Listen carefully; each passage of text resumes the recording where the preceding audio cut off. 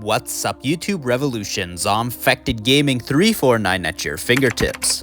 So today I want to talk about whether or not is the new Tolga and Fatin missions canon to the Dying Light lore, since it goes into all these different alternate realities and teleportation. This is the kind of silly stuff Tolga and Fatin are interested in because they are both mad scientists and they like to experiment on sci-fi type stuff. In Dying Light 1's expansion known as Dying Light the Following, Tolga and Fatin gave Kyle Crane this button that allows you to teleport from one side of the countryside map to the other side of the map. But with this free story update in Dying Light 2 though, the teleportation in alternate realities are on a whole new level of sci-fi, and it was giving me bits of vibes from other video game franchises. It was kinda reminding me of the Call of Duty Zombies with the teleportation, and it also kinda reminded me of that one DLC in Far Cry 6 called Lost Between Worlds, even though I've never played it before. But most importantly it kinda gave me vibes of the Alan Wake games because of the whole being trapped in different dimensions. And when I found out in the story that Aiden had a doppelganger, which is like an evil twin, it also really reminded me of Alan Wake, because in Alan Wake, Alan has an evil doppelganger named Mr. Scratch.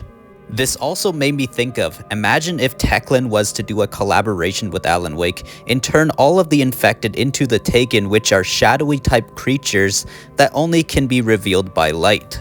This would actually make a really good type of event for Dying Light 2, especially if it was like one of those dynamic world-changing type events, kind of like the snowy Christmas update they did last year in Dying Light 2.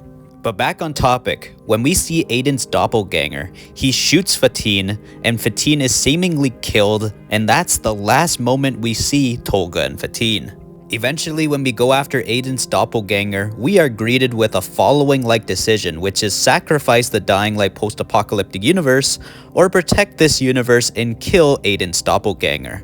And of course, I went with kill Aiden's doppelganger. I seen the sacrifice the Dying Light zombie apocalypse universe ending, and it sucked because all it just is the second you walk through the portal, the quest is over. But don't get me wrong, this was actually really fun. I actually enjoyed these missions. They gave me a good couple of hours of fun, and I am very happy that Techland is, of course, putting in new content into this game, and it was awesome that this was all completely free. But yeah, with these new missions Techland added to Dying Light 2, and if these are actually canon, that means Techland has some organizing to do with the main story.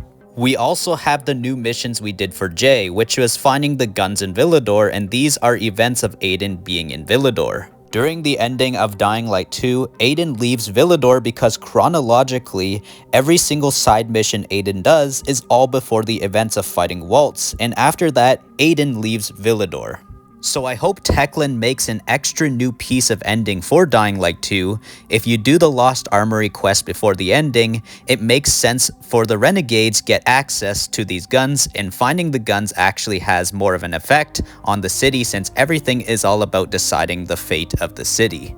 So what do you guys think? What are your guys' thoughts on these new missions? Do you consider them canon, or just some fan service stuff that shouldn't affect the lore? Techland really has some answering to do, and feel free to share this video with Techland, or bring up some feedback on Pilgrim Outpost what I said so Techland can make this less confusing. Feel free to leave your thoughts below on what you think should be done. But that's pretty much it. And if you're a Dying Light fan, consider subscribing to the channel, and consider joining the Zombfected Revolution channel membership, and ding that bell icon really hard so I can always stay within fast reach of your fingertips when new uploads arrive. ZombfectedGaming 349 over and out.